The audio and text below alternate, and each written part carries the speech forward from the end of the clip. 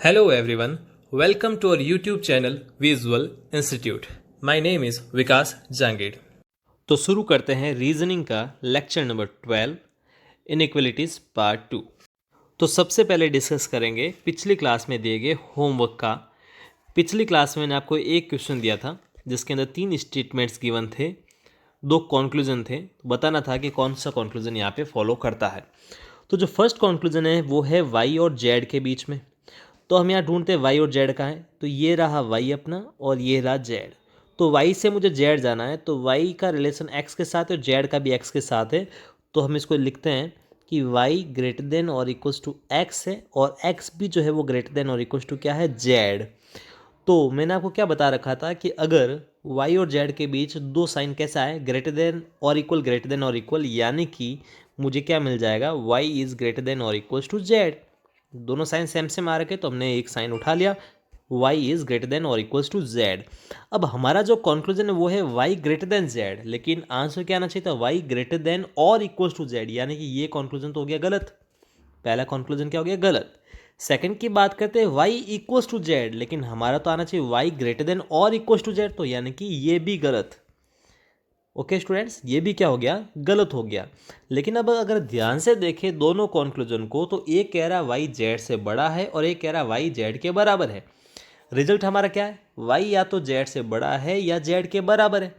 यानी कि अगर कॉन्क्लूजन पहला गलत हो जाता है तो दूसरा ऑटोमेटिक राइट है ना, क्योंकि वाई या तो जेड से बड़ा होगा या बराबर। अगर जेड से बड़ा नहीं है तो बराबर होगा और बराबर नहीं है तो बड़ा होगा। यानी कि हमारी यहाँ पे सिचुएशन लगने वाली है एदर और वाली। कौन सी सिचुएशन, एदर और वाली। तो या तो कंक्लूजन फर्स्ट फॉलो करेगा या सेकंड फॉलो करेगा, एदर फर्स्ट और सेकंड। तो यहाँ पे एदर और वाली सिचुएशन लग रही है। फिर चलते हैं आज के प्रैक्टिस क्वेश्चंस पे। हमारा आज का पहला क्वेश्चन है, आपको 3 स्टेटमेंट्स दिख रहे होंगे यहाँ पर, 2 कंक्लूजन है। पहला कंक्लूजन है जेड और टी के बीच में। तो जेड ये रहा और टी ये रहा। अब जेड और टी के बीच जो भी एलिमेंट्स हैं उनको हम ढूंढते हैं। तो जेड का रिलेशन ए के साथ है और टी का भी ए के साथ। तो हम लिखते हैं यहाँ पे कि जेड जो है वो ए से बड़ा या बराबर है और ए जो है वो टी से बड़ा है।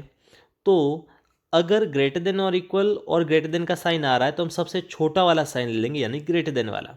तो Z is greater than T conclusion है और हमारे पास आंसर भी यही आ रहा है, यानी कि कंक्लूजन पहला क्या हो गया, राइट, फॉलो कर रहा है। सेकंड की बात करते हैं, एन और डी के बीच में है। तो एन और डी, एन ये रहा और डी ये रहा अपना। तो एन का रिश्ता बी के साथ है और डी का भी बी के साथ। तो हमें यहाँ से हेल्प मिल गई कि जो बी जो है वो बड़ा या बराबर है एन से और बी जो है वो छोटा है डी से। ओके स्टूडेंट्स, अब इनके बीच में हम 2 सिंबल देख रहे हैं, तो सबसे छोटा वाला सिंबल लगा लेते हैं, कौन है वो, ग्रेटर देन। तो डी बड़ा आ गया एन से, डी ग्रेटर देन एन। तो यहाँ पे भी ये चीज़ कह रही है कि डी जो है वो बड़ा किससे है, एन से, यानी कि सेकेंड वाला भी फॉलो कर रहा है। तो फर्स्ट और सेकेंड यहाँ पर दोनों फॉलो कर रहे हैं कंक्लूजन। तो आई होप ये चीज़ आपको क्लियर हुई होगी। फिर हम लेते हैं अपना अगला प्रैक्टिस क्वेश्चन। सेकेंड जो प्रैक्टिस क्वेश्चन है अपना, उसके अंदर भी आपको 3 स्टेटमेंट दिख रहे हैं और 2 कंक्लूजन है। पहला कंक्लूजन है एच और जेड के बीच में। तो एच ये रहा, सॉरी एच और जे के बीच में, एच ये रहा और जे ये रहा।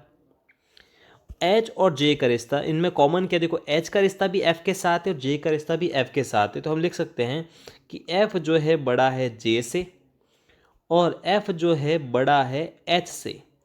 तो एफ जे से भी बड़ा है और एफ एच से भी बड़ा है, यानी कि मैं इसको ऐसे लिख सकता हूँ।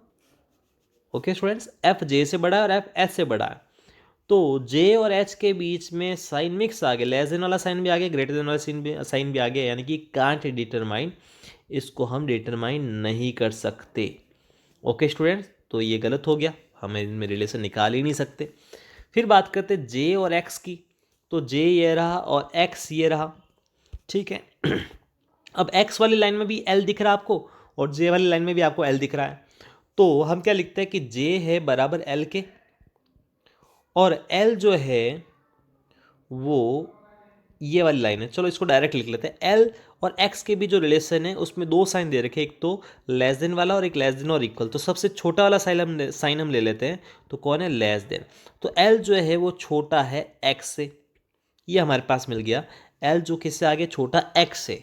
अब x और j के बीच दो टाइप के साइन दिख रहे हैं। सबसे छोटा वाला साइन कौन सा होगा? ये लेस देन वाला, यानी कि j is less than x, यानी कि हमारा ऑप्शन सेकंड जो है, कंक्लूजन जो सेकंड है वो फॉलो कर रहा है। तो यहाँ पे ये राइट हो गया। फिर बात करते हैं हमारे थर्ड प्रैक्टिस क्वेश्चन की। थर्ड प्रैक्टिस क्वेश्चन के अंदर आपको स्टेटमेंट दो ही दे रखे हैं, कंक्लूजन हमारे पास दो है। पहला कंक्लूजन है u और k के बीच, तो ये रहा u और k हमारा ये रहा। तो u और k के बीच हमें डायरेक्टली दिख रहा है कि u और k के बीच लेस देन वाला साइन भी है और ग्रेटर देन वाला साइन, मतलब मिक्सचर है, यानी कि कांट डिटरमाइन, इसको हम डिटरमाइन नहीं कर सकते। u और k के बीच ग्रेटर देन और इक्वल और लेस देन और इक्वल के साइन है, मिक्स हो गया तो हम कांट डिटरमाइन वाला लिख लेंगे। सेकेंड कंक्लूजन की बात करते हैं, तो ये है z और k के बीच में, तो z ये रहा और k ये रहा। तो z और k में कॉमन कौन आ रहा है? w दोनों में आ रहा है। कौन कॉमन आ रहा है? w। तो हम क्या लिखते हैं कि जो w है वो छोटा या बराबर है k के, और उसी टाइम जो w है वो बड़ा किससे है? z से। तो w जो है, देखो w और x तो एक ही बात है, इक्वल और ग्रेटर देन में छोटा साइन कौन सा हुआ? ग्रेटर देन और इक्वल। तो W बड़ा हो गया Z से, बड़ा या बराबर हो गया किससे? Z से। तो अब W आ रहा बीच में, Z और K में हमें रिलेशन चाहिए, तो दो टाइप के आपको साइन यहाँ पर दिख रहे हैं।